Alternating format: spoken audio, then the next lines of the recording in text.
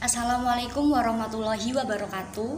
Perkenalkan, nama saya Anggun Alifa Setiawan, NIM 202101050005. Kami dari kelompok 4 akan membahas tentang sanad-sanad nilai hadis. Sanad dan matan merupakan dua unsur pokok hadis yang harus ada pada setiap hadis. Antara keduanya memiliki kaitan yang sangat erat dan tidak dapat dipisahkan.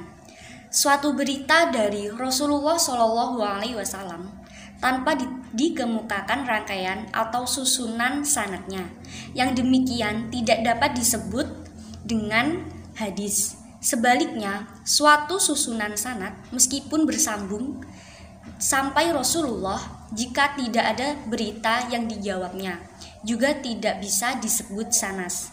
Pembicara dua istilah di atas sebagai dua unsur pokok hadis, matan dan sanad, diperlukan setelah Rasulullah SAW wafat.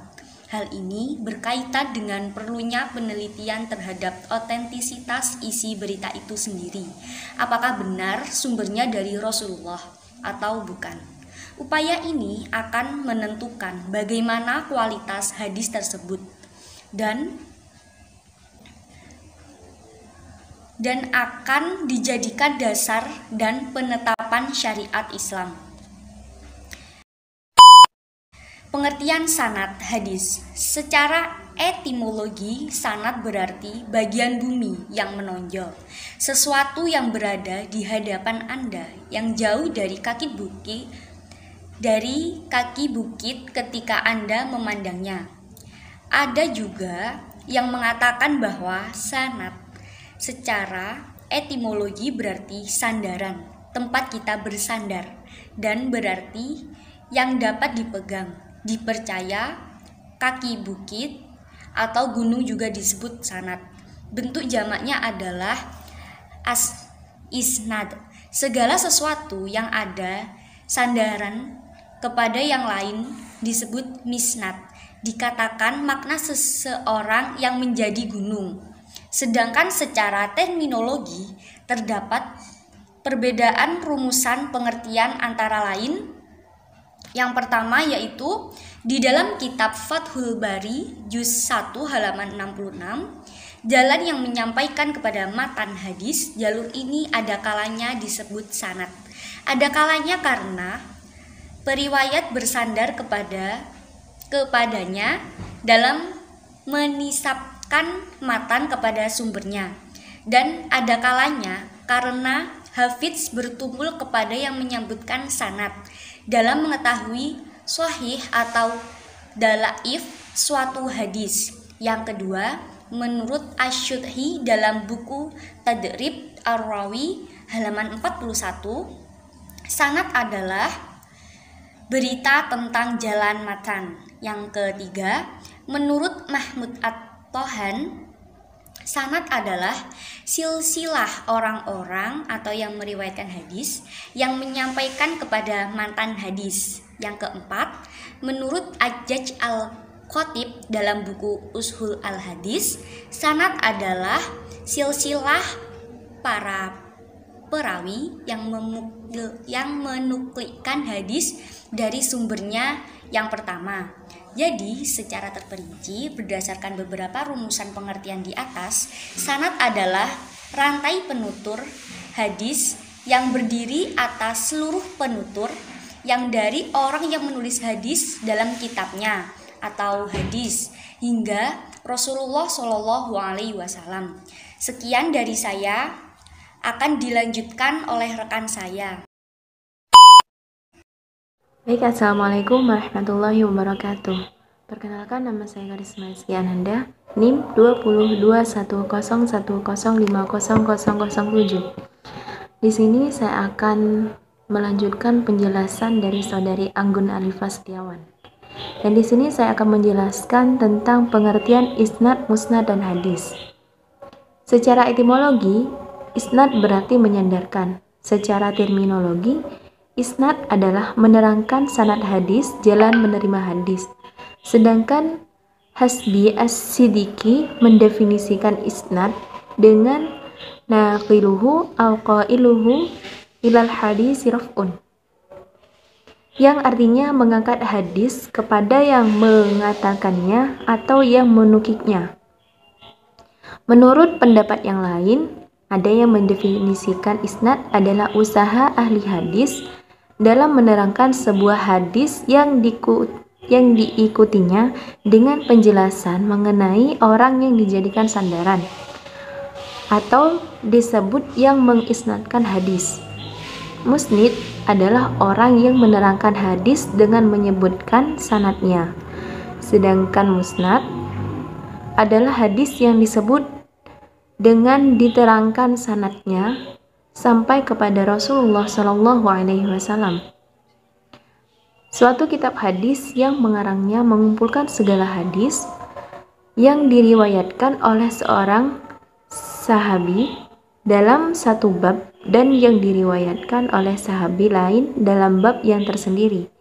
Juga dinamai musnad, misalnya Musnad Imam Ahmad. Perkataan isnad tidak dimusnadkan dan tidak pula dijamahkan dalam pada itu.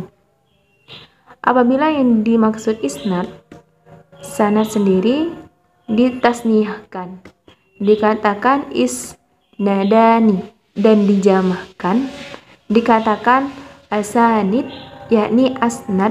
Perkataan sanad dimutsanahkan, tidak dijamahkan, tidak dikatakan hadis. Ini mempunyai asnad, beberapa sanad atau beberapa sanad, melainkan dikatakan mempunyai asanid. Menurut At-Tibi, seperti yang dikutip oleh Qasimi, kata isnad dengan as-sanad mempunyai arti yang hampir sama atau berdekatan. Sedangkan menurut Ibnu Jamaah, ulama muhaddisin memandang kedua istilah tersebut mempunyai pengertian yang sama, yang keduanya dapat dipakai secara bergantian. Dan selanjutnya macam-macam sanad. Macam-macam sanad. Yang pertama yakni sanad aqi. Sanad Ali. Sanad Ali adalah sebuah sanad yang jumlah perawinya lebih sedikit jika dibandingkan dengan sanad yang lain. Sanad Ali ini dibagi menjadi dua, yaitu sanad Ali yang bersifat mutlak, yaitu sebuah sanad yang jumlah perawinya hingga sampai kepada Rasulullah SAW lebih sedikit jika dibandingkan dengan sanad yang lain. Jika sanad tersebut sahih, maka sanad itu menempati tingkatan tertinggi dari jenis sanad Ali. Yang kedua, sanad Ali yang bersifat nisbi, yaitu sebuah sanad yang jumlah perawi di dalamnya lebih sedikit jika dibandingkan dengan para imam ahli hadis seperti Syu'bah, Al-A'mashi, Malik, Asy-Syafi'i, Bukhari Muslim, dan sebagainya. Meskipun jumlah perawinya setelah mereka hingga sampai kepada Rasulullah SAW lebih banyak. Dan sanad nazil. Sanad nazil adalah sebuah sanad yang jumlah perawinya lebih banyak dibandingkan dengan sanad yang lain. Hadis dengan sanad yang lebih banyak akan tertolak dengan sanad yang sama jika jumlah perawinya lebih sedikit. Tingkatan-tingkatan sanad hadis. Ahli hadis membagi tingkatan sanad menjadi 3 macam, yaitu ashalul asanid, sanad-sanad yang lebih sahih. Contoh ashalul asanid dari sahabat tertentu, yaitu Umar bin Khattab radhiyallahu an, ialah yang diriwayatkan oleh Ibnu Syihab Az-Zuhri dari Salim bin Abdullah bin Umar dari ayahnya, Abdullah bin Umar dari kakeknya Umar bin Khattab. Yang kedua, ahsanul asanid, sanad-sanad yang lebih hasan. Contoh apabila hadis tersebut bersanad antara lain Bahas bin Hakim dari ayahnya Hakim bin Muawiyah, dari kakeknya Muawiyah bin Haidah. dan Amru bin Syu'aib dari ayahnya, Syu'aib bin Muhammad dari kakeknya, Muhammad bin Abdullah bin Am bin Ash. Yang ketiga, adful asanid, yang lebih lemah. Salah satunya adalah Abu Bakar As-Siddiq radhiyallahu an, yang diriwayatkan oleh Shodaqah bin Musa dari Abi Yaqub, Farqad bin Yaqub dari Murrah, At-Tayyib dari Abu Bakar radhiyallahu an. Baik, cukup sekian dari saya. Apabila ada kesalahan kata, saya mohon maaf yang sebesar-besarnya. Wassalamualaikum warahmatullahi wabarakatuh. Assalamualaikum warahmatullahi wabarakatuh. Perkenalkan, nama saya Safinatus Salamah, NIM 202101050016. Di sini saya akan menjelaskan tentang pengertian matan hadis. Secara etimologi, matan berarti tanah yang meninggi. Namun ada pula yang mengartikan segala sesuatu yang kerasbiannya atasnya, punggung jalan, tanah keras yang tinggi, kuat, sesuatu yang tampak dan asli. Sedangkan secara terminologi, terdapat beberapa pendapat ulama, antara lain 1. Muhammad At-Tahlan, matan adalah suatu kalimat tempat berakhirnya sanad. 2. Ajaz Al-Khatib, matan adalah lafaz hadis yang di dalamnya mengandung makna-makna tertentu. 3. At-Tibbi, matan adalah lafaz yang dengan lafaz itu terbentuknya makna. 4. Ibnu Jamaah, matan adalah sesuatu yang kepadanya berakhir sanad. Dan beberapa rumusan pengertian di atas dapat dikatakan bahwa matan adalah perkataan yang disebut pada akhir sanad, yakni sabda Nabi Muhammad SAW. Kedudukan sanad dan matan hadis. Kedudukan sanad dalam hadis sangat penting karena hadis yang diperoleh atau diriwayatkan akan mengikuti siapa yang meriwayatkannya. Dengan sanad, suatu periwayatan hadis dapat diketahui dan dapat diterima atau ditolak, dan hadis yang sahih atau tidak sahih untuk diamalkan. Muhaddatsin selalu berhati-hati ketika menerima hadis, kecuali jika mereka mengetahui bahwa perawinya orang yang sikoh. Hanya hadis yang diterima dari sahabat yang tidak dipersyaratkan untuk diterima periwayatannya. Meskipun hal itu bukan tidak berhati-hati dalam menerima hadis.